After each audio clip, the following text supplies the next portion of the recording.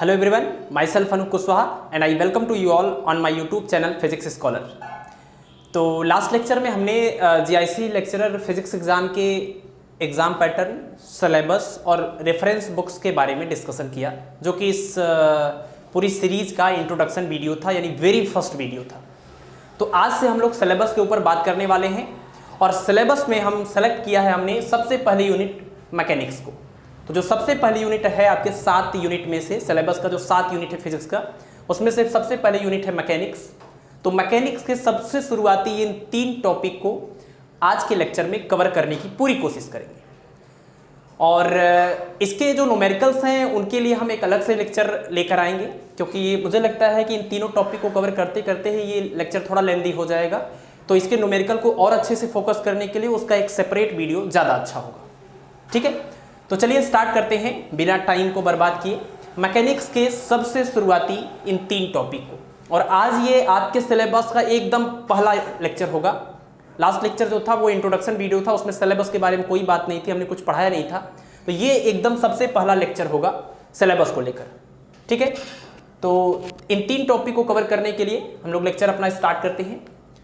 सबसे पहले देखिए, वेक्टर अलजेब्रा को अगर आपको समझना है, वेक्टर अलजेब्रा मतलब वेक्टर क्वांटिटीज़ को ऑपरेट करने का जो तरीका है, जो कि उसका अलजेब्रा है, दैट मीन्स वेक्टर्स को कैसे ऐड किया जाएगा, कैसे सब्ट्रैक्ट किया जाएगा, कैसे मल्टीप्लाई किया जाएगा, क्या क्या रूल्स होते हैं, उसी को हम बोलते हैं वेक्टर अलजेब्रा।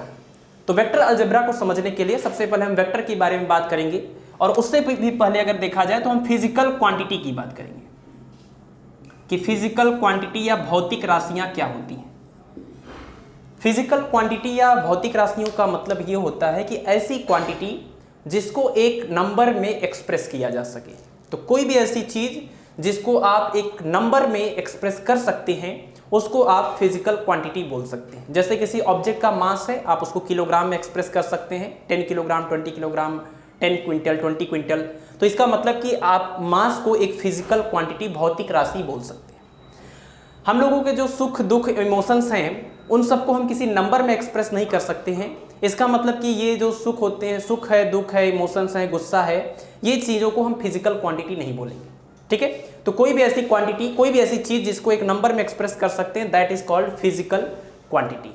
ठीक है, अब यहाँ पर आप देखिए कि फिजिकल क्वांटिटी जो हैं वो कितने टाइप के होते हैं। तो फिजिकल क्वांटिटीज़ 2 टाइप की होती हैं। कौन कौन सी?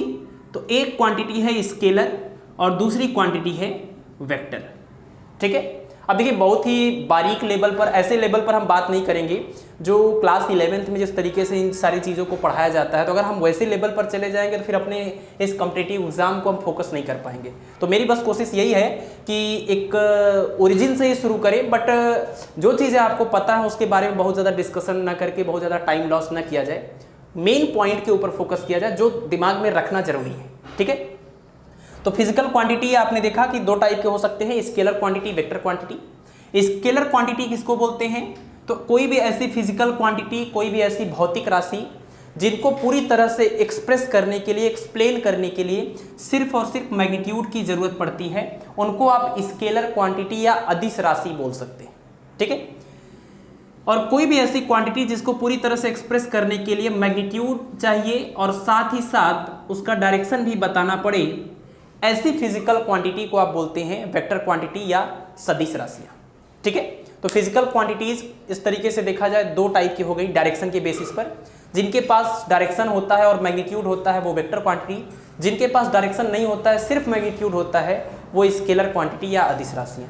कुछ एक एग्जाम्पल की अगर हम बात करें, जैसे मान लीजिए कुछ एग्जाम्पल की बात करें स्केलर क्वांटिटी और वेक्टर क्वांटिटी के बारे में।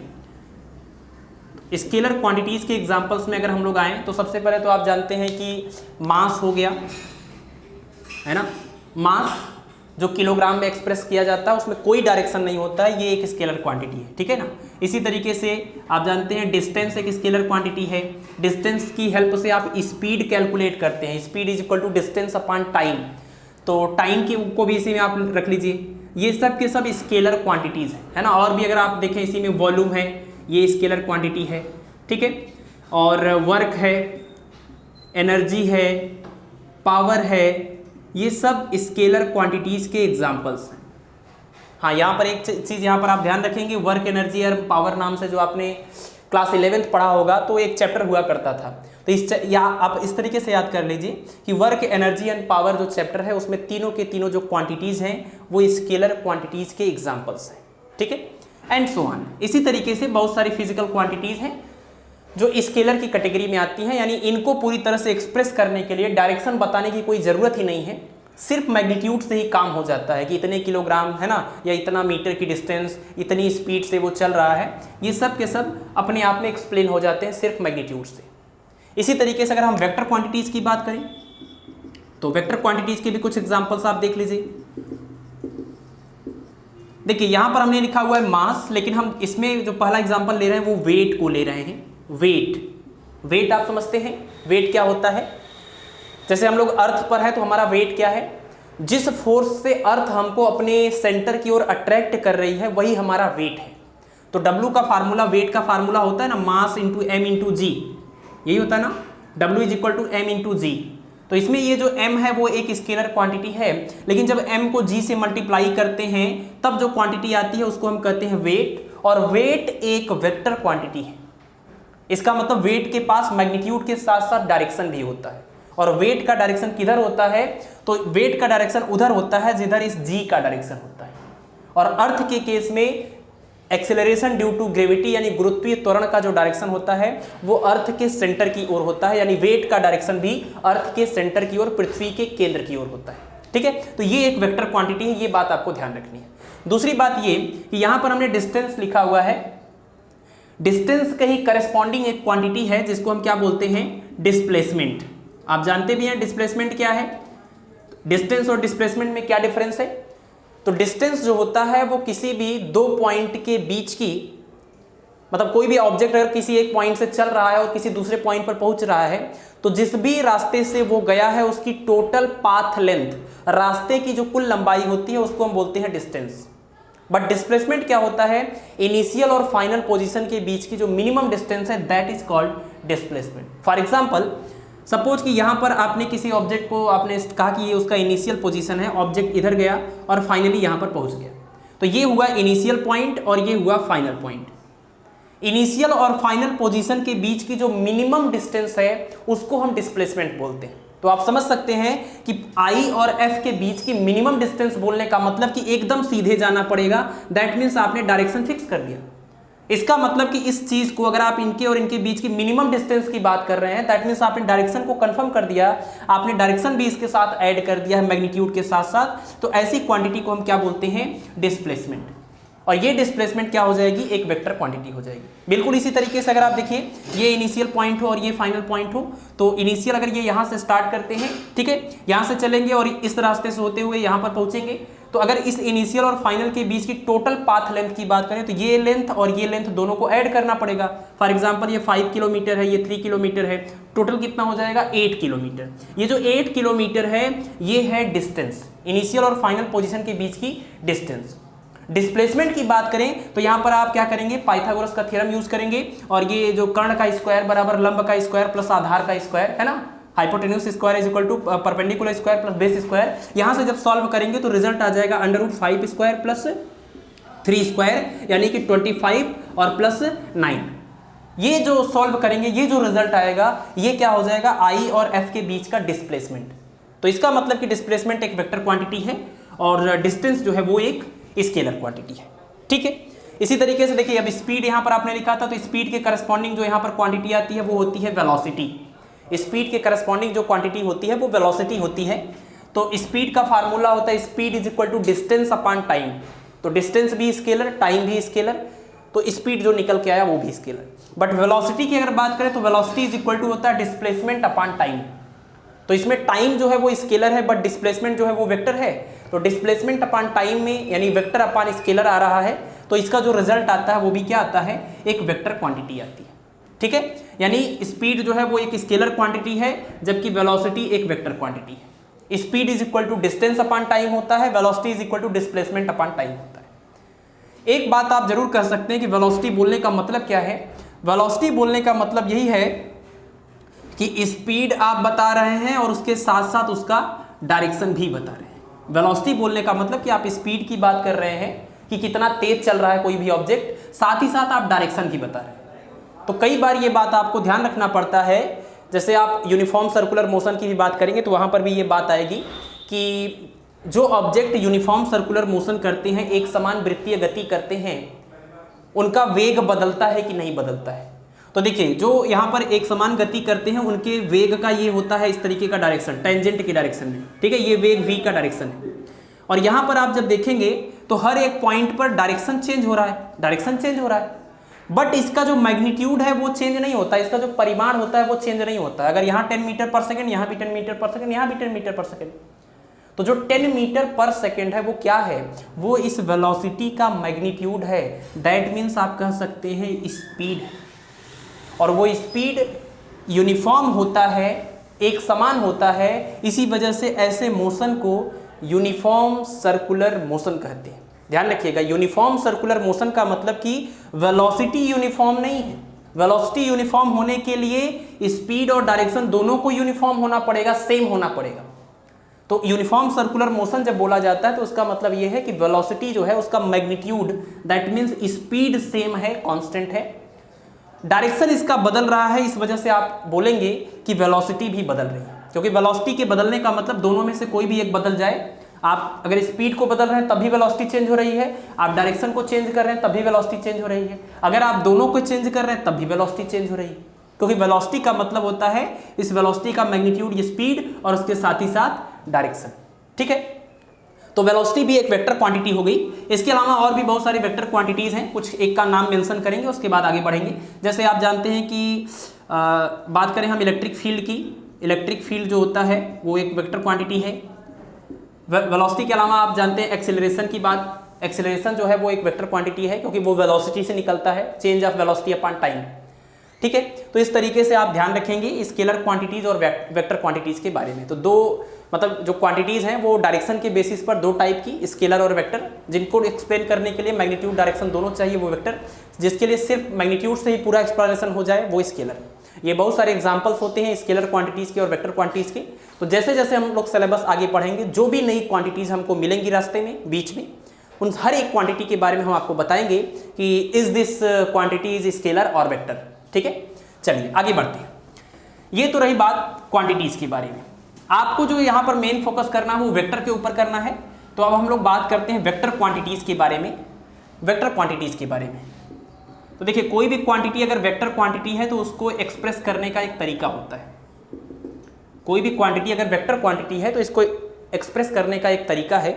उस तरीका को आपको ध्यान रखना है कि क्या वो रूल होते हैं, कैसे हम किसी क्वांटिटी को, वेक्टर क्वांटिटी को एक्सप्रेस कर सकते हैं। फॉर एग्जाम्पल अगर हमने आपसे कहा कि दिस इज एक्सीलरेशन, तो अगर ये एक्सीलरेशन है तो ये तो एक वेक्टर क्वांटिटी होगी। तो कैसे एक्सप्रेस किया जाए, तो किसी भी वेक्टर क्वांटिटी को एक्सप्रेस करने के लिए उसके ऊपर या तो एरो लगा देते हैं या तो इसी को बोल्ड लेटर से लिख दिया जाता है ना। तो अगर आपने मान लीजिए बोल्ड लेटर का जो कॉन्सेप्ट है उसको अडॉप्ट कर लिया है तो बड़ी मुसीबत आ जाती है कई बार कि आपके हिसाब से ये बोल्ड है और सामने वाले के हिसाब से ये बोल्ड नहीं है। तो ऐसे में क्या करना चाहिए, हमेशा इसको फॉलो करना चाहिए, ये ज़्यादा अच्छा होता है। सपोज कि कोई क्वांटिटी है जिसको हम ए से एक्सप्रेस कर रहे हैं और ये एक वेक्टर क्वांटिटी है, तो इसके ऊपर एक एरो बना दिया जाता है। तो एरो आपने बना दिया, इसका मतलब ये कंफर्म हुआ कि ये एक वेक्टर क्वांटिटी है। और किसी भी वेक्टर क्वांटिटी के मैग्नीट्यूड को एक्सप्रेस करने के लिए क्या करना पड़ेगा, तो आप जानते हैं किसी भी वेक्टर क्वांटिटी में क्या क्या चीज़ें होंगी, मैग्नीट्यूड होगा और प्लस डायरेक्शन होगा, मैग्नीट्यूड होगा प्लस डायरेक्शन होगा। तो अगर हम इस वेक्टर को एक्सप्रेस करना चाहते हैं तो कैसे करेंगे, एक एरो बना देते हैं, एरो। ये जो एरो होता है, ये जो एरो है, ये जो बाड़ है, ये जो तीर है, ये किसी वेक्टर क्वांटिटी के मैग्नीट्यूड को एक्सप्रेस कर रहा है। जितना ज़्यादा लेंथ होगा उतना ज़्यादा मैग्नीट्यूड को ये रिप्रेजेंट कर रहा होगा। और ये जो इसका ये टिप है, ये जो यहाँ पर नोक बना हुआ है, ये एक्सप्रेस करता है उस वेक्टर क्वांटिटी के डायरेक्शन।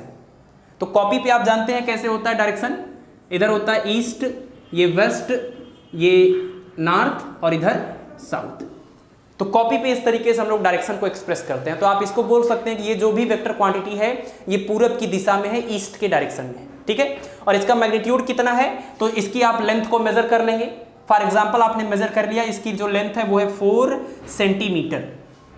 और ये जो क्वांटिटी थी वो किसको एक्सप्रेस कर रही थी, वो एक्सप्रेस कर रही थी वेलोसिटी को।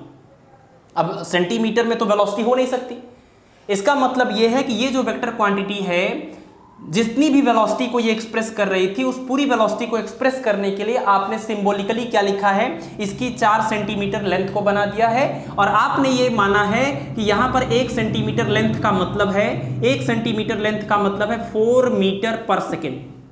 यानी जो एरो आपने बनाया है उसमें 1 सेंटीमीटर लेंथ का मीनिंग है कि 1 सेंटीमीटर लेंथ का मतलब है 4 मीटर पर सेकेंड वेलोसिटी को एक्सप्रेस कर रहा है। और ये इसका डायरेक्शन हो गया, पूरब के डायरेक्शन में, ठीक है।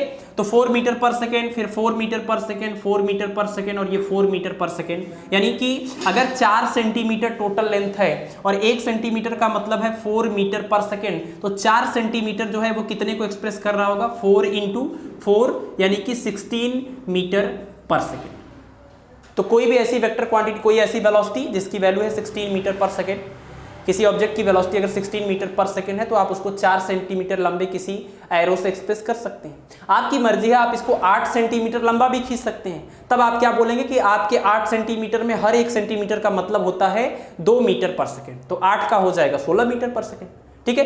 तो इस तरीके से किसी भी वेक्टर क्वांटिटी को एक्सप्रेस करने के लिए उसमें दो चीजें हैं, मैग्नीट्यूड और डायरेक्शन। तो डायरेक्शन के लिए ये एरो जो है ये डायरेक्शन को इंडिकेट करता है और इसका जो लेंथ है वो मैग्नीट्यूड को एक्सप्रेस करता है। अब जो लेंथ आपने लिया है उसमें आपका स्केल क्या है, यही आपका यहाँ पर स्केल था। क्या आपने सेलेक्ट किया है, 1 सेंटीमीटर का मतलब क्या है। कोई दूसरा आदमी 1 सेंटीमीटर को कुछ और भी नाम दे सकता है, तो सबका अपना अपना एक स्केल होगा, ठीक है। तो ये किसी वेक्टर क्वांटिटी को एक्सप्रेस करने का तरीका हुआ। चलिए अब बात करते हैं कि किसी भी वेक्टर क्वांटिटी को हम किस तरीके से ऐड कर सकते हैं, सब्ट्रैक्ट कर सकते हैं। किसी भी वेक्टर क्वांटिटी को ऐड करने, सब्ट्रैक्ट करने के या मल्टीप्लाई करने के, जैसे कि आपका ये हमको टॉपिक पढ़ना ही है, स्केलर और वेक्टर प्रोडक्ट। प्रोडक्ट मतलब यहाँ मल्टीप्लिकेशन से है।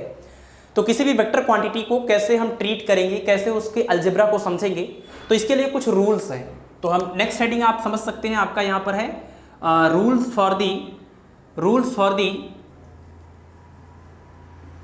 For the addition of vectors. Addition of vectors, vector को ऐड करने के क्या क्या रूल्स हैं। और जैसे ही आपको ऐड करने वाले रूल पता चल गए तो सब्ट्रैक्ट करने वाले रूल उससे बहुत डिफरेंट नहीं है, वो भी आप कर लेंगे आसानी से।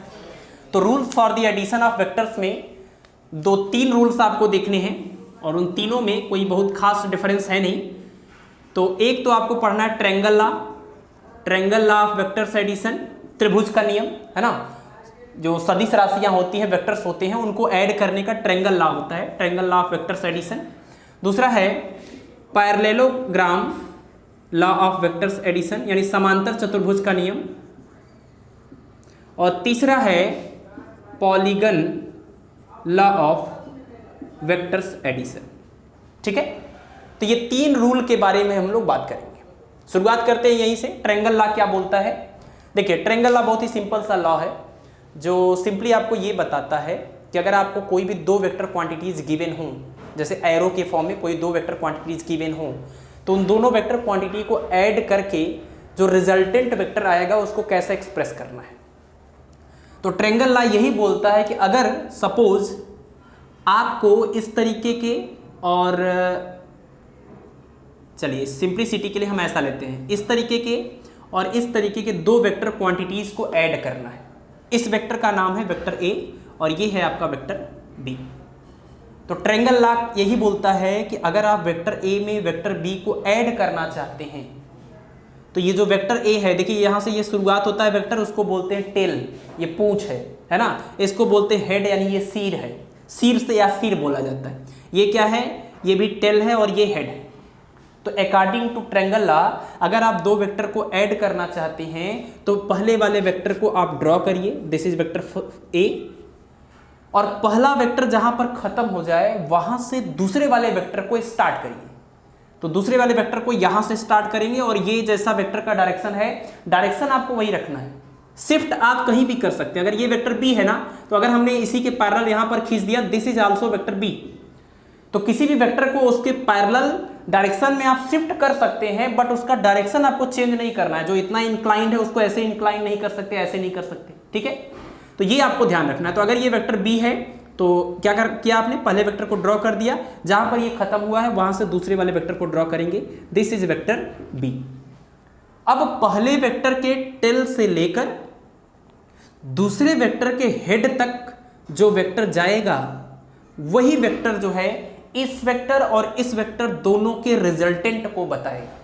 तो ये हुआ आपका वेक्टर रिजल्टेंट वेक्टर आर, और resultant vector R is equal to vector A plus vector B.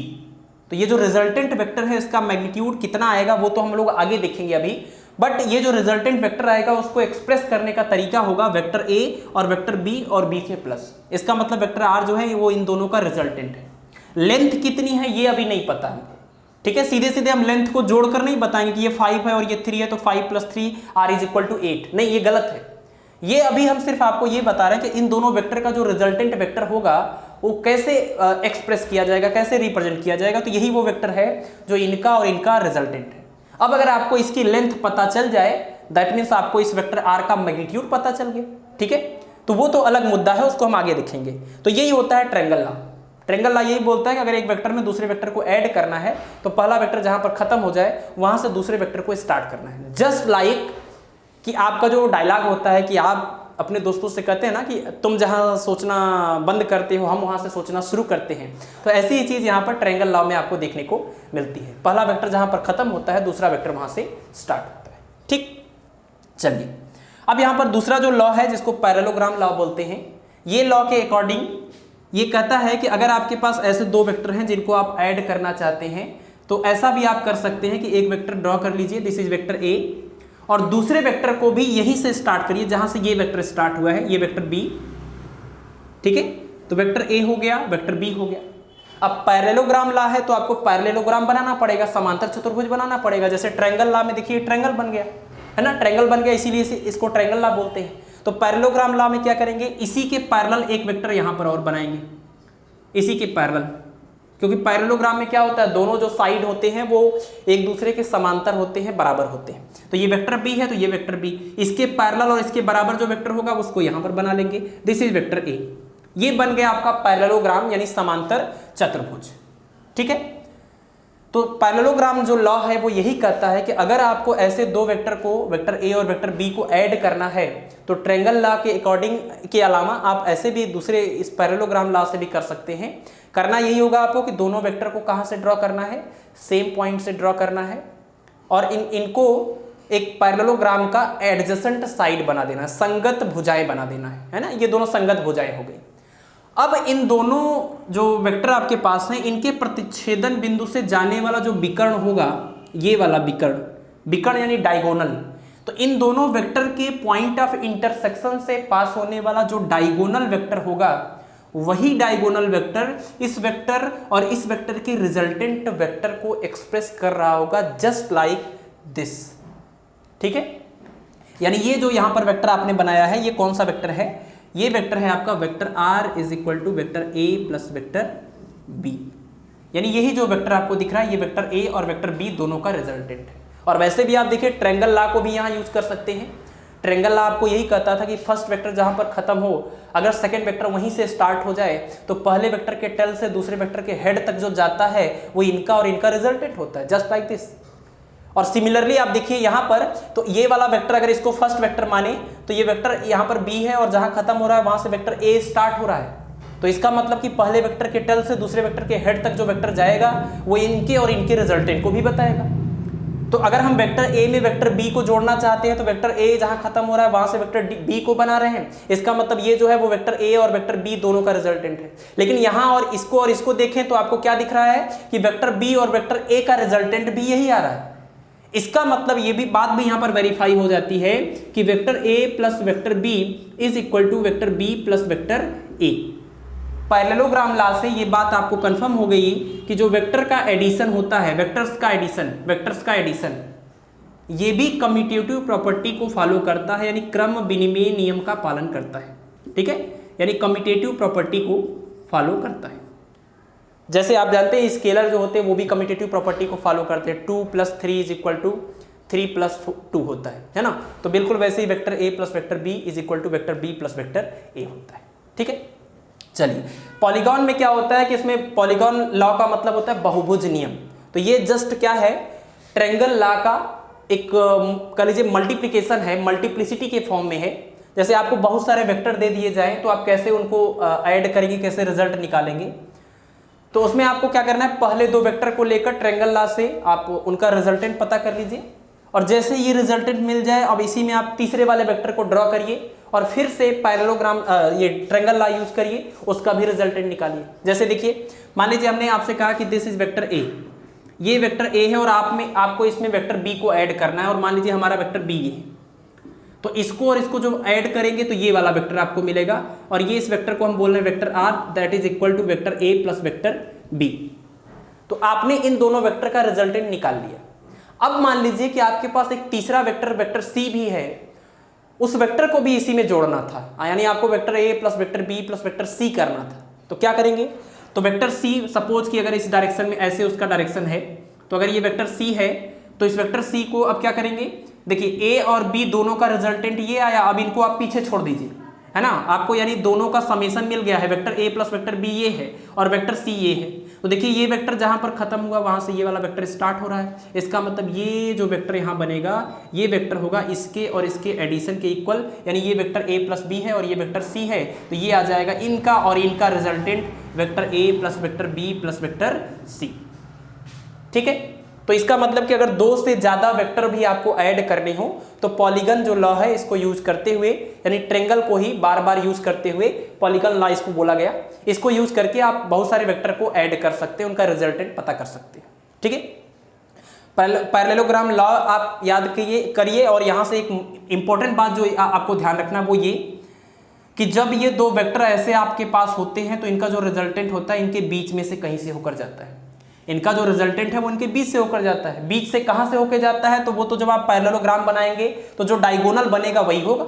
ठीक है, बट मोटा मोटा जो आपको यहां से ऑब्जर्व करना है वो यही कि इन दो वेक्टर का जो रिजल्टेंट होता है वो इनके बीच से होकर जाता है। ठीक, चलिए, तो ये तो आपके हो गए rules for the addition of vectors, किसी भी वेक्टर को ऐड करने के ये 3 रूल्स हैं। अब यहाँ से कुछ फार्मूले निकल के आते हैं, उन फार्मूलों के बारे में हम चर्चा करेंगे, तो इनको मैं रब कर देता हूँ और अलग से इनको हम बनाएंगे, फार्मूलों के ऊपर फोकस करते हैं। ठीक है, चलिए, तो ट्रायंगल लॉ से आप देखिए कौन से फार्मूले आपके पास यहाँ पर आएंगे। जैसे अगर आपको मान लीजिए ये पता है कि ये वेक्टर ए है और एक दूसरा ये है वेक्टर बी, और आपको इन दोनों वेक्टर के बीच का एंगल पता है, एंगल ये है एंगल, वेक्टर ए और वेक्टर बी के बीच का एंगल है थीटा। तो अगर आपको दो वेक्टर के बीच का एंगल पता हो तो जो रिजल्टेंट वेक्टर आपने यहां निकाला था vector R, that is equal to vector A plus vector B, यहां पर जो आपने रिजल्टेंट वेक्टर निकाला था R is equal to A plus B, तो इसका मैग्नीट्यूड कितना होगा, इसका लेंथ कितना होगा, ये कैसे पता करेंगे। तो देखिए इसको लिखा जाता है आर इज इक्वल टू, यानी मैग्नीट्यूड, इसको बोलते हैं मैग्नीट्यूड ऑफ वेक्टर आर। अगर ये वेलोसिटी वेक्टर है तो उस वेलोसिटी की वैल्यू कितनी आएगी ये यहां पर आपको पता चलेगा। ठीक है, तो r इज इक्वल टू लिखा जाता है अंडर रूट, ये फार्मूला कहाँ से आया है, डेरिवेशन पर हम फोकस नहीं कर रहे हैं, जैसा कि आपको पता है सबको कि प्रीलिम्स का जो एग्जाम आपका होने वाला है वो ऑब्जेक्टिव है, यानी MCQ टाइप है। तो अगर हम डेरिवेशन पर अभी फोकस करेंगे तो आप देखिए कि आपके पास जो टाइम है वो मार्च है, ये अप्रैल है और मई है, तो 3 महीने के अंदर इतने मतलब 7 यूनिट को कंप्लीट करना वो भी डेरिवेशन के साथ पॉसिबल नहीं है। और आप जानते हैं कि मेंस का जो आपका एग्जाम है वो दिसंबर में है, तो हम लोग कोशिश अभी यही करेंगे कि मई लास्ट होते होते सारे के सारे पार्ट को अच्छी तरीके से कंप्लीट कर लें, और जून में जो आपके पास 15 से 20 दिन का टाइम है उसमें सिर्फ और सिर्फ रिवीजन, न्यूमेरिकल्स है ना, ये सब चीज़ें हम लोग करेंगे। तो इस वजह से अभी हम डेरिवेशन के ऊपर बहुत फोकस नहीं करेंगे, बट मैं कोशिश करता हूँ कोई भी चीज़ का रीजन जो है आपको बता दूँ यहाँ पर। ठीक है, तो ये एक यहाँ पर डिराइव किया जाता है ना, यहाँ पर पेंडिकुलर ड्रॉप करके और तमाम चीज़ें होती हैं, तो वो सब करने में बहुत टाइम चला जाएगा आपका। तो अभी हम लोग सिर्फ मेन चीज़ों पर फोकस करते हैं। तो अगर ये वेक्टर ए है और ये वेक्टर बी है, बीच का एंगल थीटा है, तो जो रिजल्टेंट वेक्टर आया उसका मैग्नीट्यूड जो होगा, परिमाण जो होगा वो आएगा a square plus B square plus 2ab cos theta. ये सबसे मेन फार्मूला है आपके लिए किसी भी वेक्टर क्वांटिटी के मैग्नीट्यूड को फाइंड आउट करने का, ये बहुत ही इंपॉर्टेंट फार्मूला है। ठीक है, r is equal to under root A square plus B square plus 2ab cos theta.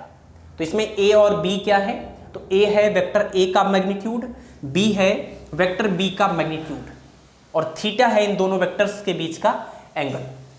अब यहाँ पर देखिए इसको अगर सॉल्व करें तो 2-3 इंपॉर्टेंट बातें जो आपको ध्यान रखनी चाहिए। सबसे इंपॉर्टेंट बात ये कि अगर theta is equal to 0 degree हो, थीटा इक्वल टू 0 डिग्री का मतलब क्या है, इसका मतलब ये है कि दोनों वेक्टर क्या है, पैरेलल। ये वेक्टर ए है, ये वेक्टर बी। तो अगर दोनों वेक्टर बिल्कुल एक ही डायरेक्शन में हो तो इसको हम बोलते हैं पैरेलल। तो अगर दो वेक्टर पैरेलल हो तो रिजल्टेंट कितना आएगा, देखिए r इज इक्वल टू, यहाँ पर सॉल्व करेंगे, ये यहाँ पर रखेंगे 0, cos 0 की वैल्यू 1, तो ये पूरा बन जाएगा a प्लस बी का होल स्क्वायर, और स्क्वायर रूट लेंगे तो रिजल्ट इसके जो बाहर बचेगा वो कितना आ जाएगा, a प्लस बी।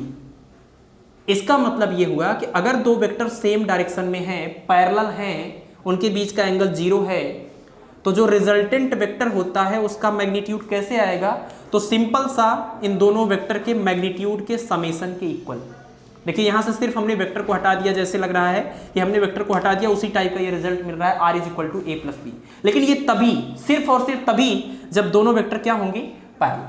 ठीक है। दूसरा केस है, अगर दोनों वेक्टर पैरेलल की बजाय एंटी पैरेलल हो। एंटी पैरेलल मतलब कि अगर एक वेक्टर इधर हो तो दूसरा 180 डिग्री से अपोजिट डायरेक्शन में हो, तो theta is equal to 180 degree का अगर केस हो, यानी दोनों वेक्टर बिल्कुल एंटी पैरेलल हो, ये वेक्टर ए है और ये वेक्टर बी, तो अगर ऐसा कोई केस होगा तो आप देखिए इसको बोलते हैं हम लोग एंटी पैरेलल। ध्यान रखना है, पैरेलल और एंटी पैरेलल दो अलग चीजें होती हैं, और कई बार एंटी पैरेलल के लिए भी पैरेलल वर्ड ही बोल दिया जाता है जहां डायरेक्शन मैटर नहीं करता है, क्योंकि ये लाइन और ये लाइन दोनों एक दूसरे के समांतर हैं, ये भी तो समांतर है, बट ये इसको वी समांतर बोला जाता है, इसको समांतर बोला जाता है, पैरेलल एंड एंटी पैरेलल। ठीक है। पैरेलल में एंगल 0 होता है, बिल्कुल सेम डायरेक्शन होता है, और एंटी पैरेलल में डायरेक्शन अपोजिट होता है, बट बीच की डिस्टेंस हमेशा सेम होती है, कांस्टेंट होती है। तो अगर ऐसा कोई केस है तो थीटा इज इक्वल टू 180 रखेंगे यहाँ पर इस फार्मूले में, और थीटा इज इक्वल टू 180 रखेंगे, cos 180 की वैल्यू होती है -1, cos 180 की वैल्यू -1 जैसे ही आप रखेंगे ये माइनस हो जाएगा, तो ये जो a प्लस बी का होल स्क्वायर बना था वो a माइनस बी का होल स्क्वायर बन जाएगा। स्क्वायर रूट से जब बाहर निकालेंगे तो रिजल्ट जो आएगा वो आ जाएगा r इज इक्वल टू कितना, r इज इक्वल टू आ जाएगा a माइनस बी। तो r is equal to a plus B तब आता है जब दोनों वेक्टर सेम डायरेक्शन में हैं। तो अगर दो वेक्टर सेम डायरेक्शन में है तो रिजल्टेंट निकालने के लिए कुछ मत सोचिए, सीधे उनके मैग्नीट्यूड को प्लस कर दीजिए, भले ही वो वेक्टर क्वांटिटीज हैं। और अगर दो वेक्टर अपोजिट डायरेक्शन में हैं तो क्या करिए, उनके मैग्नीट्यूड को यहाँ पर माइनस कर दीजिए। और माइनस किस में से किसको करें, तो ये एक बड़ा सवाल रहता है। तो यहाँ पर देखिए पॉजिटिव डिफरेंस हमने लगा दिया, जो भी बड़ी वाली वेक्टर क्वांटिटी है जिसका मैग्नीट्यूड ज्यादा है उसमें से कम वाले को माइनस कर दीजिए, जो रिजल्ट आएगा वही होगा रिजल्टेंट वेक्टर का मैग्नीट्यूड r। और तीसरा केस तो आप बहुत पहले से जानते हैं कि अगर दोनों वेक्टर के ना तो पैरेलल हो और ना ही एंटी पैरेलल, अगर theta is equal to 90 degree हो जाए। 90 डिग्री का मतलब ये कि एक वेक्टर अगर ऐसे है वेक्टर a, तो दूसरा वेक्टर बिल्कुल इसी के परपेंडिकुलर है ऐसे, तो ये होगा आपका रिजल्टेंट वेक्टर r। और ये जो रिजल्टेंट वेक्टर r होगा उसका मैग्नीट्यूड तो आप पाइथागोरस के थ्योरम से भी निकालते थे, है ना, hypotenuse square is equal to perpendicular square plus base square. तो ऐसे केस में आप देखिए, एक तो पाइथागोरस अगर आपको याद है तो ठीक है, नहीं याद है तो आप देखिए रिजल्ट क्या आएगा, r इज इक्वल टू आएगा यहाँ पर थीटा इज इक्वल टू 90 रखेंगे, ये cos 90 0 हो जाएगा, ये पूरा 0 हो जाएगा, तो r is equal to under root आ जाएगा a square plus B square. अगर स्क्वायर कर दीजिए तो r square is equal to आ जाएगा a square plus B square. तो ये तो वही तो है, पाइथागोरस का थ्योरम ही तो है कि इसका magnitude square is equal to इसके मैग्नीट्यूड का स्क्वायर प्लस इसके मैग्नीट्यूड का स्क्वायर। तो जब दो वेक्टर एक दूसरे के परपेंडिकुलर हों तो इसका मैग्नीट्यूड पता करने के लिए, रिजल्टेंट वाले वेक्टर का मैग्नीट्यूड पता करने के लिए आप पाइथागोरस का थ्योरम यूज कर सकते हैं, क्योंकि वही तो चीज है ये। लेकिन अगर दो वेक्टर परपेंडिकुलर नहीं है, इसके अलावा कोई केस है, अगर वो 0 वाला केस है तो सीधे सीधे प्लस कर लीजिए मैग्नीट्यूड को, अगर वो 180 वाला केस है तो माइनस कर दीजिए, और इसके अलावा अगर 45 है, 60 है, 30 है एंड सो ऑन कोई भी है, तो ये फार्मूला तो आप कभी भी यूज कर सकते हैं। तो यही जनरल फार्मूला है। तो किसी भी दो वेक्टर का जो रिजल्टेंट वेक्टर है, इसकी लेंथ कितनी है, इसका मैग्नीट्यूड कितना है, ये पता करने के लिए आप इस फार्मूले को जरूर याद रखिए। ठीक है, चलिए तो इसको हम हटाते हैं। और एक और बात यहां पर आप ध्यान रखेंगे कि जो रिजल्टेंट वेक्टर होता है, अब इसके लिए हमको डायग्राम चेंज करना पड़ेगा। पैरेललोग्राम का जो डायग्राम है वहां से देखते हैं। देखिए, अगर आपका एक वेक्टर ये है a और ये वाला है आपका वेक्टर b, पैरेललोग्राम लॉ के अकॉर्डिंग आप जानते हैं ये भी वेक्टर b होगा और ये वेक्टर जो है वो a होगा, और ये होगा आपका रिजल्टेंट वेक्टर r। तो रिजल्टेंट वेक्टर r जो होगा वो इस वेक्टर और इस वेक्टर दोनों का रिजल्टेंट है, दैट मीन्स वेक्टर a है प्लस वेक्टर b। ठीक, और अगर वेक्टर a और वेक्टर b दोनों के बीच का एंगल है थीटा, ये दोनों वेक्टर के बीच का टोटल एंगल है थीटा, ठीक है। तो ऐसे में रिजल्टेंट जो आएगा वो तो आपने देख ही लिया, r is equal to formula होता है a square plus B square plus 2ab cos theta.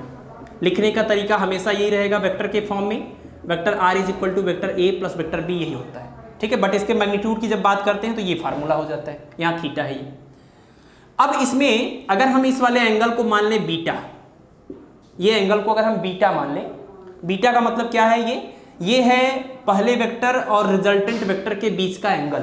तो कई बार क्वेश्चन आता है कि जो रिजल्टेंट वेक्टर है उसका डायरेक्शन बताइए। तो रिजल्टेंट वेक्टर का डायरेक्शन बताने का मतलब इस वाले वेक्टर से कितना एंगल बना रहा है या फिर इस वाले वेक्टर से कितना एंगल बना रहा है। तो अगर आप ये वाले वेक्टर को जान जाते हैं तो ये तो आप निकाल ही लेंगे, क्योंकि आपको ये वाला एंगल तो पता ही है थीटा। तो ये वाला एंगल हो जाएगा थीटा माइनस बीटा। तो इसीलिए आप सिर्फ ये बीटा के लिए फार्मूला जान जाइए। तो अगर इस वेक्टर के साथ पूछते हैं तो एज इट इज आंसर है, अगर इसके लिए साथ पूछते हैं तो इस पूरे एंगल में से इस वाले एंगल को माइनस कर देंगे, ये एंगल आ जाएगा। तो डायरेक्शन ऑफ रिजल्टेंट वेक्टर की जब बात होती है कि वो कितने एंगल पर है, कितना झुका हुआ है, ऐसे में बीटा जरूरी हो जाता है। और बीटा के लिए जो एक्सप्रेशन है अकॉर्डिंग टू दिस डायग्राम, इस डायग्राम के अकॉर्डिंग बीटा के लिए जो एक्सप्रेशन है वो है tan beta is equal to, देखिए ये बीटा है, tan beta is equal to b sine theta. हम इसको नहीं लिख रहे हैं जिसके साथ एंगल बन रहा है, हम दूसरे वाले को लिख रहे हैं, b साइन थीटा और upon a plus b cos theta, ये ठीक है। tan beta is equal to b sine theta upon a plus b cos theta, ये भी एक इंपॉर्टेंट रिजल्ट है। तो आप वेक्टर के एडिशन के केस में ये दोनों इंपॉर्टेंट फार्मूले आप याद रखिए, ठीक है। तो ये आपका ट्रायंगल लॉ हो गया, पैरेललोग्राम लॉ हो गया, पॉलीगॉन तो आपने देख ही लिया है। अब चलिए आगे बढ़ते हैं और अब बात करते हैं इसी के जस्ट अपोजिट केस की। जस्ट अपोजिट केस का मतलब कि अभी आपने वेक्टर्स का क्या देखा है, एडिशन, कि वेक्टर को कैसे ऐड किया जाता है। लेकिन वेक्टर अगर मान लीजिए आपको ये रिजल्टेंट दिया हो और उसके ऐसे दो टुकड़े आपको पता करने हो, तब क्या करेंगे, तो उसको बोलते हैं रिजोल्यूशन ऑफ वेक्टर्स या सदिशों का वियोजन, ठीक। लेकिन उससे पहले मुझे लगता है कि आपको टाइप ऑफ वेक्टर के बारे में जान लेना चाहिए, जो कि मुझे और पहले ही बताना था, बट ठीक है, सीक्वेंस ये थोड़ा सा उल्टा हो गया है, बट हो जाएगा। हम बात कर लेते हैं टाइप ऑफ वेक्टर के बारे में। Types of vector, vector quantities के बहुत सारे टाइप होते हैं, है ना, बहुत सारे टाइप के वेक्टर्स होते हैं। तो अलग अलग बुक्स में आप देखेंगे तो बहुत लेंदी एक नाम आपको मिलेगा, है ना। बट कुछ मेन टाइप के जो वेक्टर्स हैं, जो नाम बहुत ज़्यादा यूज होता है, जिस पर बेस्ड न्यूमेरिकल में वो वर्ड यूज होते रहते हैं, उसी वेक्टर की हम बात करेंगे टाइप्स ऑफ वेक्टर में। जैसे एक तो आप सुने होंगे बार बार ये यूज होता है term equal vector. Equal vector का मतलब क्या, ऐसे दो वेक्टर जो इक्वल हो। तो वेक्टर के इक्वल होने का मतलब कि वेक्टर में जो भी चीज़ें होती हैं वो सब इक्वल हो। और वेक्टर में आप जानते हैं मैग्नीट्यूड भी होता है और डायरेक्शन भी होता है। तो दो वेक्टर को हम इक्वल वेक्टर तभी बोलेंगे जब उनका मैग्नीट्यूड और उनका डायरेक्शन दोनों सेम हो। तो अगर मान लीजिए कि एक वेक्टर आपके पास है, ये वेक्टर a इतने लेंथ का है और ये डायरेक्शन है, एक दूसरा वेक्टर भी यहीं पर है, ये है वेक्टर b, उसका भी उतना ही लेंथ है, वही डायरेक्शन है। इसका मतलब कि ये दोनों के दोनों वेक्टर कैसे वेक्टर हैं, इक्वल वेक्टर। तो आप लिख सकते हैं vector a is equal to vector b। तो अगर दो वेक्टर इक्वल वेक्टर हैं तो इस तरीके से उनको लिखा जा सकता है। दूसरा है इसी का जस्ट अपोजिट, और इसको हम अपोजिट वेक्टर भी बोलते हैं, अपोजिट वेक्टर भी बोलते हैं, या निगेटिव वेक्टर भी बोला जाता है, अपोजिट या निगेटिव वेक्टर। तो अपोजिट वेक्टर या निगेटिव वेक्टर का मतलब ये हुआ कि ऐसे दो वेक्टर जो मैग्नीट्यूड में सेम हो बट डायरेक्शन में अपोजिट हो, ठीक है। ऐसे दो वेक्टर जो मैग्नीट्यूड में सेम हो और डायरेक्शन में अपोजिट हो, उनको हम अपोजिट वेक्टर या नेगेटिव वेक्टर बोलते हैं। जैसे मान लीजिए कि आपके पास यहाँ पर एक वेक्टर है और इस वेक्टर का नाम है वेक्टर a, और दूसरा जो वेक्टर है मैग्नीट्यूड सेम है बट उसका जो एरो है वो इधर है। तो अगर ये वेक्टर a है तो ये जो वेक्टर b है, ये वेक्टर b इस वाले वेक्टर का निगेटिव वेक्टर है। निगेटिव का मतलब कि जस्ट उसी से उल्टा डायरेक्शन रखता है। तो ऐसे केस में आप ये नहीं लिख पाएंगे कि vector a is equal to vector b, क्योंकि दो वेक्टर के इक्वल होने का केस तो तब आता है जब उनका मैग्नीट्यूड और उनका डायरेक्शन दोनों सेम है। तो यहाँ पर क्या है, यहाँ पर मैग्नीट्यूड तो सेम है बट डायरेक्शन सेम नहीं है। तो ऐसे में क्या करेंगे, देखिए इस वेक्टर को, इस वाले वेक्टर को अगर हम उल्टा कर दें, ऐसे कर दें 180 डिग्री से इसको उल्टा कर दें, तो अगर ये इसका नाम था वेक्टर b तो इसका नाम हो जाता है माइनस ऑफ वेक्टर b। और अगर ये माइनस ऑफ वेक्टर b हुआ तो देखिए माइनस ऑफ वेक्टर b और ये वेक्टर a अब दोनों इक्वल वेक्टर हो गए, है ना, ये दोनों क्या हो गए, इक्वल वेक्टर। तो यानी आप यहां लगा सकते हैं vector A is equal to minus of vector B. तो अगर दो वेक्टर इक्वल वेक्टर है तो आप सीधे सीधे लिखिए vector A equal to vector B. अगर अपोजिट वेक्टर या निगेटिव वेक्टर है तो यहां पर आपको किसी एक साइड माइनस लगाना पड़ेगा। नेक्स्ट जो टाइप है वेक्टर का जो आपको जानना चाहिए वो है यूनिट वेक्टर। यूनिट वेक्टर उसको बोलते हैं जिसका मैग्नीट्यूड कितना हो जाए, जिसका मैग्नीट्यूड 1 हो। कोई भी ऐसा वेक्टर जिसका मैग्नीट्यूड 1 होता है उसको हम यूनिट वेक्टर बोलते हैं। और इस यूनिट वेक्टर को एक्सप्रेस करने का एक खास सिंबल होता है। जैसे मान लीजिए कि एक वेक्टर क्वांटिटी है ए, है ना, तो अगर ये वेक्टर क्वांटिटी ए है तो इसका मैग्नीट्यूड कितना होगा। तो मैग्नीट्यूड ऑफ वेक्टर ए को कैसे लिखा जाए, तो magnitude of vector A is equal to, देखिए किसी भी वेक्टर के मैग्नीट्यूड को लिखने का ये तरीका होता है कि उस वेक्टर के ऊपर मतलब जो वेक्टर है उसके दोनों तरफ मॉड लगा दिया जाए या फिर इसके ऊपर से वेक्टर ही हटा दिया जाए, दोनों तरीका होता है। जैसे आपने देखा था ना पीछे, वेक्टर आर के ऊपर से एरो हमने हटा दिया तो जो आर आया था उसको हम कह रहे थे कि magnitude of vector R. Similarly कोई भी वेक्टर ए है उसका मैग्नीट्यूड अगर आपको दिखाना है कि कैसे सिंबॉलिकली दिखाया जाएगा तो या तो आप इस एरो को ही हटा दीजिए या अगर आपने एरो लगाया है तो उसके साथ मॉड लगा दीजिए।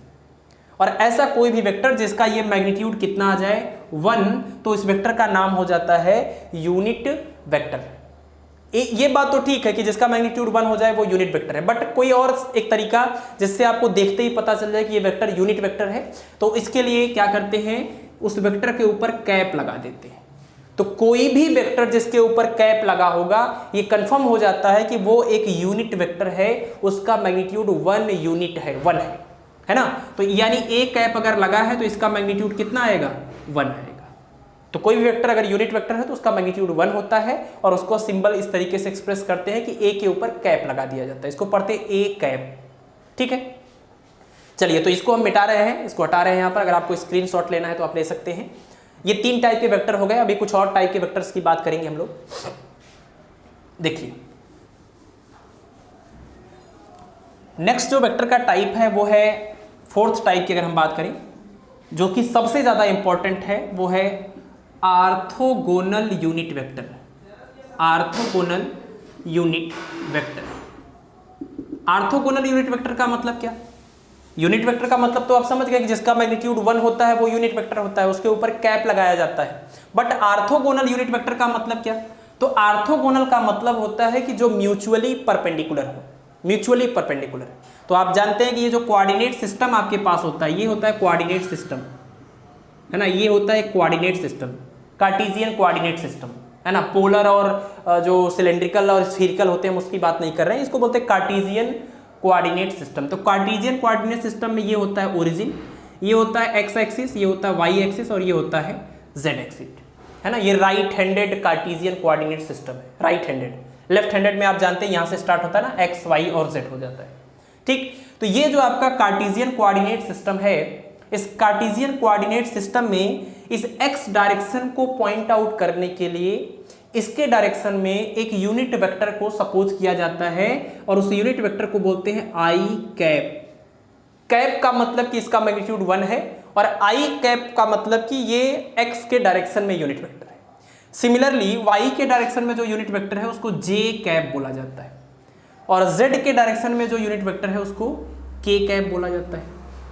तो दैट मीन्स कि ये जो आई कैप, जे कैप और के कैप हैं, पहली बात तो ये तीनों के तीनों यूनिट वेक्टर हैं क्योंकि वो सबके ऊपर कैप लगा हुआ है। इससे ये पता चलता है कि इनका जो मैग्नीट्यूड होगा आई कैप का, जे कैप का और के कैप का मैग्नीट्यूड यानी मॉड, ये कितना आएगा, ये 1 आएगा क्योंकि ये सब के सब यूनिट वेक्टर्स हैं।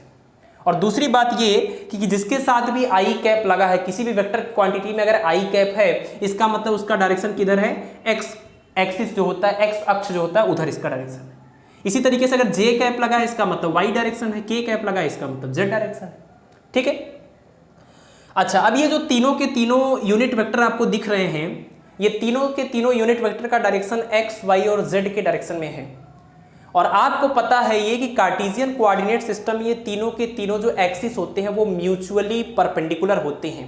इनमें से कोई भी दो के बीच का जो एंगल होता है वो 90 डिग्री, एक्स और वाई के बीच का एंगल 90, वाई और जेड के बीच का एंगल 90, जेड और एक्स के बीच का एंगल 90। तो किसी भी दो का पेयर आप लेते हैं तो 90 डिग्री का एंगल आता है। तो इसका मतलब कि ये तीनों के तीनों जो एक्सिस हैं इनको आप ऑर्थोगोनल एक्सिस बोल सकते हैं, लंब कोणीय अक्ष बोल सकते हैं। तो अगर इन एक्सिस को आप ऑर्थोगोनल एक्सिस बोल सकते हैं तो इन यूनिट वेक्टर्स को भी आप ऑर्थोगोनल यूनिट वेक्टर्स बोल सकते हैं, लंब कोणीय एकांक सदिश बोल सकते हैं। ठीक है, तो ये तीनों आप जरूर याद रखिएगा, क्योंकि आगे जब हम रिजोल्यूशन ऑफ वेक्टर की बात कर रहे हैं, वेक्टरों का वियोजन करने की बात कर रहे हैं, तो वहां पर हम इसको यूज करने वाले हैं आई कैप, जे कैप और के कैप को। ठीक है, चलिए तो इसको हटाते हैं और आगे बढ़ते हैं। अगला जो है आपका है, एक तो कोलिनियर वेक्टर होता है, इसको भी जान लीजिए आप, कोलिनियर, और इसी में हम ऐड कर दे रहे हैं कोप्लानर। कोलिनियर और कोप्लानर वेक्टर का मतलब क्या? कोलिनियर वेक्टर का मतलब कि ऐसे वेक्टर जो एक ही लाइन में हो, है ना। जैसे ये मान लीजिए कोई वेक्टर ए है, एक वेक्टर और यहीं पर है, इसी के सामने, मैग्नीट्यूड अलग अलग हो सकता है। तो अगर दो वेक्टर ऐसे हैं जिनका डायरेक्शन एक ही तरफ जा रहा है तो इसको हम कोलिनियर वेक्टर बोलते हैं, है ना। एक ही डायरेक्शन में अगर होते हैं तो मैग्नीट्यूड अलग हो सकता है। कोप्लानर वेक्टर का मतलब होता है ऐसे वेक्टर जो एक ही प्लेन में लाई करें। जैसे मान लीजिए जो कमरे का फर्श है या ये जो बोर्ड है, अगर इसके प्लेन को आप इमेजिन करें और एक वेक्टर आपने इधर बनाया, एक वेक्टर आपने इधर बनाया, तो ये दोनों के दोनों वेक्टर जो हैं वो इसी प्लेन में लाई कर रहे हैं, बोर्ड के प्लेन में लाई कर रहे हैं, है ना, इसी में स्थित है, यानी ये दोनों के दोनों कोप्लानर वेक्टर है। ठीक है, तो कोलिनियर वर्ड यूज होता है, कोप्लानर वर्ड यूज होता है। तो कोलिनियर का मतलब एक ही डायरेक्शन में है ना, और कोप्लानर का मतलब कि एक ही प्लेन में है। ऑर्थोगोनल यूनिट वेक्टर का मतलब कि म्यूचुअली परपेंडिकुलर है। इसके अलावा और भी कुछ वेक्टर्स की बात कर लें, जैसे जीरो वेक्टर आता है एक, जीरो वेक्टर का भी कॉन्सेप्ट समझ लीजिए, फिर हम लोग रिजोल्यूशन ऑफ वेक्टर पर आएंगे। तो ये आई थिंक 5 हो गए, तो 6 अब देख लीजिए, जीरो वेक्टर की बात कर लेते हैं। जीरो वेक्टर को नल वेक्टर भी बोला जाता है, जीरो वेक्टर या नल वेक्टर। तो जैसे आपने यूनिट वेक्टर में देखा कि यूनिट वेक्टर उनको बोलते हैं जिनका मैग्नीट्यूड 1 होता है, वैसे ही जो वेक्टर का, जिस भी वेक्टर का मैग्नीट्यूड क्या हो जाए, 0 हो जाए, उसको हम जीरो वेक्टर बोलते हैं, है ना। और जो जीरो वेक्टर होता है, जो जीरो वेक्टर होता है उसका डायरेक्शन जो होता है वो आर्बिट्रेरी होता है, वो कोई भी डायरेक्शन हो सकता है। जैसे आप देखिए कि अगर एक वेक्टर ए लिखा है और दूसरा वेक्टर बी लिखा है, दोनों के दोनों इक्वल हैं, तो जब इसमें से हम इसको माइनस करेंगे यानी इसको ट्रांसपोज करेंगे तो आपको मिलेगा vector A minus vector B is equal to, अब इधर क्या बचेगा, अगर इसको आपने पक्षांतर कर दिया तो इधर क्या बचेगा, तो आपको लगता है कि 0 आएगा। लेकिन एक बात आप बताइए कि जब आप दो स्केलर क्वांटिटी, दो इक्वल स्केलर क्वांटिटी का डिफरेंस कर रहे थे, जैसे 5 माइनस 5 करते थे तो 0 आता था, तो क्या वेक्टर क्वांटिटी का भी, इक्वल वेक्टर क्वांटिटी का भी डिफरेंस करने पर 0 ही आएगा? तो 0 जो है उसके पास सिर्फ मैग्नीट्यूड है ना, और आप डिफरेंस जो कर रहे हैं वो वेक्टर का डिफरेंस कर रहे हैं। तो अगर वेक्टर का डिफरेंस कर रहे हैं तो वेक्टर मिलेगा, स्केलर का डिफरेंट जो है डिफरेंस कर रहे हैं तो स्केलर मिलेगा। आपको ये पता होगा कि 5 दर्जन केले में अगर आप 2 दर्जन जो है, सॉरी 5 दर्जन केले में अगर आप 2 दर्जन मान लीजिए और केले जोड़ दें तो जो रिजल्ट आता है वो 7 दर्जन क्या आता है, 7 दर्जन अमरूद तो नहीं आता है, 7 दर्जन आलू भी नहीं आता है। कहने का मतलब मेरा ये है कि जिस तरह की क्वांटिटी को आप ऐड करते हैं, मैग्नीट्यूड चाहे जो हो, जिस नेचर की क्वांटिटी को आप ऐड करते हैं, रिजल्ट भी तो उसी नेचर का आना चाहिए। स्केलर और स्केलर को आप प्लस कर रहे हैं तो स्केलर आना चाहिए, वेक्टर और वेक्टर को प्लस कर रहे हैं, वेक्टर आना चाहिए। सिमिलरली स्केलर का सब्ट्रैक्शन कर रहे थे तो स्केलर आ रहा था, तो वेक्टर का सब्ट्रैक्शन करेंगे तो वेक्टर आना चाहिए। तो 0 आपने लिखा है तो इसके ऊपर वेक्टर का लगाना जरूरी है, और वेक्टर जो आप जैसे ही आप लगा देते हैं तो इसी को बोल दिया जाता है जीरो वेक्टर या नल वेक्टर। तो कोई भी ऐसा वेक्टर जिसका मैग्नीट्यूड 0 हो, और 0 वेक्टर होने का मतलब कि मैग्नीट्यूड 0 होने का मतलब कि कोई लेंथ नहीं होगा एरो का। आपको पता है ना, किसी वेक्टर को एक्सप्रेस करने के लिए हम एरो बनाते हैं, तो अगर वो आप उस एरो की लेंथ 0 होने का मतलब पॉइंट बनेगा, और पॉइंट का डायरेक्शन किधर है ये डिटरमाइन नहीं कर सकते, है ना, ये बहुत मुश्किल काम है। तो एक आर्बिट्रेरी डायरेक्शन होता है, एक स्वैच्छिक डायरेक्शन होता है, मैग्नीट्यूड 0 होता है, उसको हम नल वेक्टर या जीरो वेक्टर बोलते हैं। ठीक है, चलिए टाइप्स ऑफ वेक्टर कंप्लीट हुआ आपका। अब बात करेंगे रिजोल्यूशन ऑफ वेक्टर के बारे में। मुझे लगता है कि ये लेक्चर बहुत ही लेंथी होने वाला है। हमने तो प्लान किया था कि इन तीनों टॉपिक को कवर करेंगे, बट मुझे लगता है कि वेक्टर अलजेब्रा को ही कवर करने में ये आपका 1 घंटे का लगभग लेक्चर हो जा रहा है, क्योंकि इसमें बहुत सारी बेसिक चीज़ें आ गई। ठीक है, तो अब यही कर सकते हैं कि फिर जो स्केलर और वेक्टर प्रोडक्ट है उसको हमको अपने प्लान को यहाँ पर विथड्रॉ करना पड़ेगा और इस वाले पार्ट को नेक्स्ट लेक्चर में हम करेंगे, यानी इसी लेक्चर का पार्ट 2 बना देंगे। ठीक है, तो वेक्टर अलजेब्रा को ही कवर करने के लिए हम लास्ट में ये चीज़ देखने जा रहे हैं कि रिजोल्यूशन ऑफ वेक्टर क्या होता है। Resolution of vector, resolution of vector का मतलब यह है कि सदिशों का वियोजन। जैसे सदिशों को, वेक्टर्स को ऐड करना आप सीखे हैं कि एक वेक्टर ए हो दूसरा वेक्टर बी हो तो उनका एक रिजल्टेंट वेक्टर आर मिलता है। तो मान लीजिए अगर आपको रिजल्टेंट वेक्टर आर पता हो तो उसके 2 टुकड़े कैसे किए जाएं उसी को कहा जाता है रिजोल्यूशन ऑफ वेक्टर। ठीक है, और जो रिजोल्यूशन ऑफ वेक्टर करने वाले हम लोग उसमें 2 टुकड़े जो पता करेंगे वो कैसे होंगे, उन 2 टुकड़े जो होंगे वो होंगे रेक्टेंगुलर कंपोनेंट।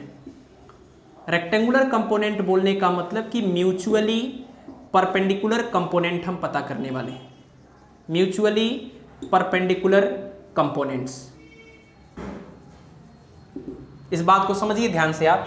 जैसे आपने पैरेललोग्राम लॉ में ये पढ़ा कि अगर ये वेक्टर ए हो और ये वेक्टर बी हो, ये वेक्टर ए है ये वेक्टर बी है, तो आपको पता है कि जो रिजल्टेंट वेक्टर आता है वो यहाँ पर ऐसे इस टाइप का आता है बीच में, है ना। पैरेललोग्राम इससे और इससे मिला के जब पैरेललोग्राम बनाते हैं तो उसका ये डायगोनल होता है हमारा रिजल्टेंट वेक्टर। तो अगर मान लीजिए आपको ये रिजल्टेंट वेक्टर दे दिया जाए तो क्या आप ये 2 टुकड़े पता कर सकते हैं? यही चीज को हम समझने की कोशिश कर रहे हैं कि अगर आप 2 वेक्टर का रिजल्टेंट पता कर सकते हैं तो क्या वो रिजल्टेंट किन 2 टुकड़ों से मिलकर बना है ये आप पता कर सकते हैं। इसी चीज को बोला जाता है रिजोल्यूशन ऑफ वेक्टर, कि किसी रिजल्टेंट या किसी गिवन वेक्टर के 2 कंपोनेंट अगर आप पता कर ले रहे हैं अलग अलग तो उस कंपोनेंट्स को हम बोलते हैं कि हमने क्या कर दिया है, इस वेक्टर का रिजोल्यूशन कर दिया है, इसको ब्रेक कर दिया, इसको वियोजित कर दिया। लेकिन आप ध्यान रखिए, देखिए वेक्टर आपका ये किसी भी तरीके का हो, इसके बीच का एंगल 60 डिग्री हो, 30 डिग्री हो, 45 हो, 90 हो, हर केस में आप रिजल्टेंट पता कर सकते हैं। बट आपको जो रिजल्टेंट गिवन हो उसका जो कंपोनेंट आप पता करते हैं वो हर तरीके का कंपोनेंट आप पता नहीं कर सकते। आप सिर्फ वही कंपोनेंट पता करते हैं जो म्यूचुअली परपेंडिकुलर होंगे। कहने का मतलब कि अगर ये आपका रिजल्टेंट वेक्टर आर है तो इस रिजल्टेंट वेक्टर आर के जो टुकड़े, आप 2 टुकड़े जिनको मिला के ये बना होगा, उनको अगर आप पता करेंगे तो आप सिर्फ एक ऐसा वेक्टर पता कर सकते हैं और एक ऐसा, और ये दोनों के दोनों म्यूचुअली परपेंडिकुलर होंगे। ठीक है, और ऐसे वेक्टर को, ये जो कंपोनेंट आप निकालते हैं किसी रिजल्टेंट वेक्टर के जो कि म्यूचुअली परपेंडिकुलर होते हैं, इनको हम बोलते हैं रेक्टेंगुलर कंपोनेंट ऑफ वेक्टर, है ना। तो आप ध्यान रखिएगा कि किसी रिजल्ट वेक्टर 2 इनके बीच का एंगल कुछ भी हो, लेस देन 90 हो, ग्रेटर देन 90 हो, हर केस में रिजल्टेंट पता कर सकते हैं। बट जो रिजल्टेंट आपको गिवन हो उसका जब कंपोनेंट आप पता करेंगे तो सिर्फ इसी तरीके का 2 कंपोनेंट पता करेंगे जो म्यूचुअली परपेंडिकुलर हो। ठीक है, और ये अगर इसके डायरेक्शन को, ये अगर आप मानते हैं एक्स डायरेक्शन है तो इस वेक्टर आर, चलिए इसको वेक्टर ए बोलते हैं, ये वेक्टर ए मान लीजिए, तो अगर ये वेक्टर ए है तो इसका जो इस डायरेक्शन में कंपोनेंट होगा उसको बोलेंगे वेक्टर ए एक्स, और इस डायरेक्शन में जो कंपोनेंट होगा उसको बोलेंगे वेक्टर ए वाई। ठीक, और मान लीजिए कि रिजल्टेंट वेक्टर जो है वो इस वाले कंपोनेंट के साथ, हॉरिजॉन्टल कंपोनेंट के साथ थीटा एंगल बना रहा है। तो अगर ये रिजल्टेंट वेक्टर का जो कंपोनेंट ए एक्स है वो एक्स के डायरेक्शन में है तो इसको कैसे कैसे लिखा जा सकता है, ये चीज को आप जरा देखिए। पहली बात तो आप वेक्टर ए एक्स बोल सकते हैं, यानी कि वेक्टर ए का एक्स के डायरेक्शन में कंपोनेंट। और कैसे लिखेंगे इसको, तो आप जानते हैं किसी वेक्टर को लिखने के लिए मैग्नीट्यूड चाहिए और उसके साथ में डायरेक्शन चाहिए। तो वेक्टर ए एक्स का जो मैग्नीट्यूड है वो है ए एक्स, और डायरेक्शन बताने के लिए क्या करना है, इस डायरेक्शन को बताने के लिए क्या करेंगे, तो इस डायरेक्शन को बताने के लिए आप इसके डायरेक्शन में कोई यूनिट वेक्टर जो होता है उसको लिखेंगे। तो इसके डायरेक्शन में जो यूनिट वेक्टर होता है उसको आई कैप बोलते हैं। और आप देखिए जितना इसका मैग्नीट्यूड होगा उसमें जब आप इसके मैग्नीट्यूड से मल्टीप्लाई करेंगे तो कोई फर्क नहीं पड़ेगा क्योंकि इसका मैग्नीट्यूड 1 है। तो इस तरह से ये जो पूरा पार्ट है वो इस वेक्टर के मैग्नीट्यूड को बता रहा है। और आई कैप जो है वो एक वेक्टर क्वांटिटी है, उसका एक डायरेक्शन होता है।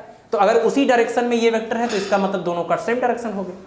ठीक है, इसी तरीके से अब देखिए ये तो अलग बात हो गई। अब इसी तरीके से अगर वेक्टर ए वाई की बात करें, ये वर्टिकल कंपोनेंट जो आया है, तो वेक्टर ए वाई को लिखेंगे तो इसका मैग्नीट्यूड ए वाई, ऊपर की डायरेक्शन में ये मैग्नीट्यूड, और उधर का डायरेक्शन बताने के लिए, वाई डायरेक्शन को बताने के लिए यूनिट वेक्टर जी के। ठीक है, और यहाँ पर जब इस थीटा से जब हम इसको ये परपेंडिकुलर डालते हैं और इसको सॉल्व करते हैं तो इसकी जो लेंथ आती है, वेक्टर ए एक्स की जो लेंथ आती है वो आती है, ए एक्स की जो लेंथ है वो है ए कॉस थीटा। वेक्टर ये जो ए एक्स है उसकी लेंथ आती है ए कॉस थीटा और साथ में ये आई कैप। इसी तरह से जो वर्टिकल कंपोनेंट है वो है ए साइन थीटा और इसके साथ में जे कैप। तो ये एक बड़ी इंपॉर्टेंट बात हो गई कि किसी भी वेक्टर के अगर दो रेक्टेंगुलर कंपोनेंट आप पता करते हैं तो हॉरिजॉन्टल कंपोनेंट कह लीजिए या थीटा के डायरेक्शन वाला कंपोनेंट कह लीजिए। देखिए बहुत ही की पॉइंट है ये, न्यूमेरिकल में आप फंसेंगे यहाँ पर जरूर, तो इस वजह से आप इसी को अभी से ध्यान दीजिए कि किसी भी वेक्टर का थीटा के डायरेक्शन में जो कंपोनेंट आता है, चाहे जो नाम दीजिए इसको आप, हॉरिजॉन्टल बोलिए, एक्स बोलिए या कोई भी नाम बोलिए, किसी भी वेक्टर का थीटा के डायरेक्शन में जो कंपोनेंट आता है वो कंपोनेंट जो है उसकी जो मैग्नीट्यूड होती है, उसका जो लेंथ होता है वो ए कॉस थीटा होता है और उसके डायरेक्शन में यूनिट वेक्टर पता है तो वो भी रहेगा आपके पास।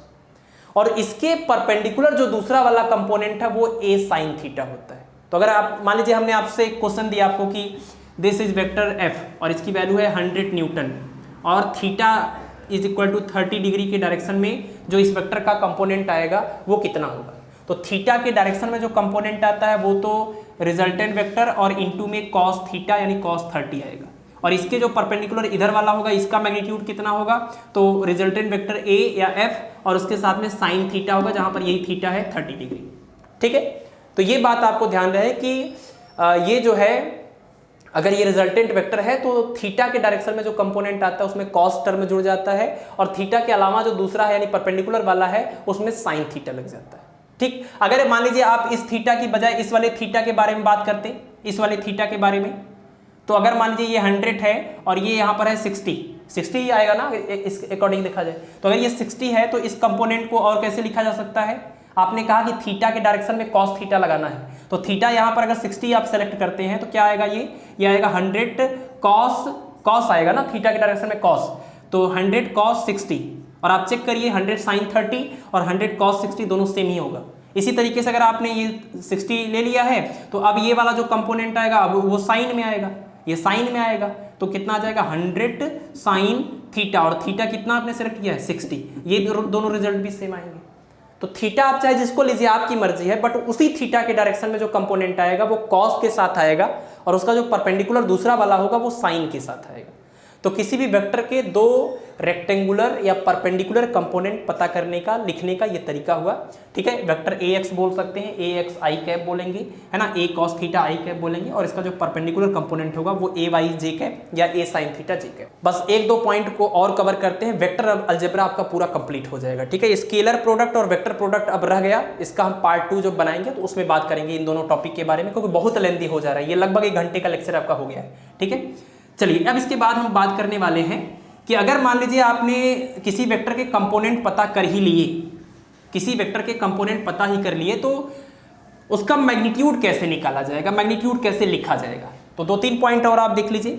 एक तो अगर मान लीजिए आपको किसी वेक्टर ए के दो कंपोनेंट पता है, दो कंपोनेंट एक्स डायरेक्शन में वाई डायरेक्शन में, तो कैसे लिखा जाएगा, लिखा जाएगा vector A X plus vector A Y, यानी इन दोनों वेक्टर का ये रिजल्टेंट है। मैग्नीट्यूड के फॉर्म में अगर इसी को थोड़ा कन्वर्ट करें तो इसको ए एक्स को आप ए कॉस थीटा लिख सकते थे, अगर वो थीटा एंगल आप मान रहे हैं कि ये रिजल्टेंट वेक्टर ए है और ये ए एक्स है, तो अगर ये थीटा है तो ऐसे केस में आप लिख सकते हैं इसको ए एक्स मतलब ए कॉस थीटा और आई कैप, इसको लिख सकते हैं ए साइन थीटा जे कैप और ये है आपका वेक्टर ए। तो कोई भी वेक्टर को अगर कंपोनेंट के फॉर्म में या आई कैप जे कैप के फॉर्म में आपने लिख लिया है या क्वेश्चन में गिवन है, तो जब रिजल्टेंट जो वेक्टर है उसका मैग्नीट्यूड निकालेंगे तो क्या करेंगे, तो मैग्नीट्यूड ऑफ, ये क्या है, magnitude of vector A, magnitude of vector ए जिसको हम मॉड ऑफ वेक्टर ए भी बोलते हैं या फिर ए बोलते हैं, is equal to under root क्या आता है, यहाँ से देखिए ए कॉस थीटा का होल स्क्वायर और प्लस में यहाँ से ए साइन थीटा का होल स्क्वायर। ठीक है, इसको सॉल्व करेंगे तो cos square plus sine square 1 बन जाएगा, यहाँ से ए स्क्वायर होगा और ए स्क्वायर को बाहर निकालेंगे तो ए आएगा। कहने का मतलब कि ये जो एक्सप्रेशन दिया हुआ है अगर आप इसको अंडर रूट के अंदर पहले कंपोनेंट का स्क्वायर और दूसरे कंपोनेंट का स्क्वायर करेंगे तो क्या मिलेगा आपको, आपको मिलेगा रिजल्टेंट वेक्टर का मैग्नीट्यूड। तो रिजल्टेंट वेक्टर का मैग्नीट्यूड मिल गया, दैट मीन्स अगर कोई वेक्टर ऐसा है कि a is equal to A X I cap plus A Y J cap, तो वेक्टर a का मैग्नीट्यूड a बराबर आ जाएगा अंडर रूट ए एक्स का स्क्वायर और प्लस में ए वाई का स्क्वायर। ये तो तब की बात हुई जब दो कंपोनेंट के फॉर्म में बात करेंगे। 3 कंपोनेंट के फॉर्म में अगर बात करेंगे, मान लीजिए आपने लिखा vector A is equal to A X I cap plus A Y J cap plus A Z K cap, तो ऐसे केस में आपका जो रिजल्ट आएगा ए इज इक्वल टू वो आ जाएगा under root A x square plus A Y square plus A Z square. ठीक है, तो किसी भी वेक्टर को आई कैप जे कैप और के कैप के फॉर्म में लिखने के बाद उसका मैग्नीट्यूड निकालने का ये जनरल फार्मूला है। 3 कंपोनेंट का केस है तो ऐसा होगा, 2 कंपोनेंट का केस है तो लास्ट वाला नहीं रहेगा या कोई भी एक गायब हो सकता है। तो ये सबसे जनरलाइज्ड केस है।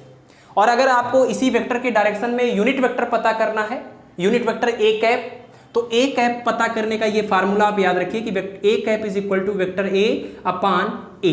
ये एक बहुत ही इंपॉर्टेंट फार्मूला, बहुत सारे न्यूमेरिकल आते हैं इसके ऊपर। ठीक है, तो यूनिट वेक्टर पता करने का फार्मूला क्या है कि उस वेक्टर को आप डिवाइड कर दीजिए उसी वेक्टर के मैग्नीट्यूड से।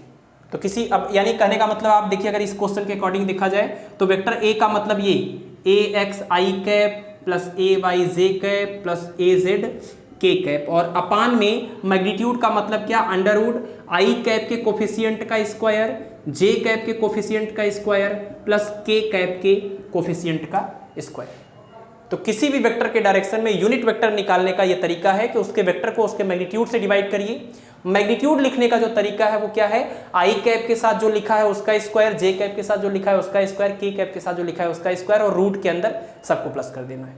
और किसी वेक्टर को आई कैप जे कैप के कैप के केस में लिखने का ये तरीका होगा। एक सिंपल सा एग्जांपल लेते हैं। मान लीजिए कि अगर आपको दिया है vector A is equal to 2 I cap plus 3 J cap plus 4 K cap, ऐसा दिया है। आपसे पूछा गया कि इसका मैग्नीट्यूड बताइए, तो magnitude is equal to under root आ जाएगा आई कैप का स्क्वायर यानी 2 का स्क्वायर प्लस 3 का स्क्वायर प्लस 4 का स्क्वायर। इसको सॉल्व कर लीजिए आप। और अगर आपसे पूछा जाए ए कैप बताइए, तो ए कैप निकालने के लिए फार्मूला होता है vector a upon mod of A.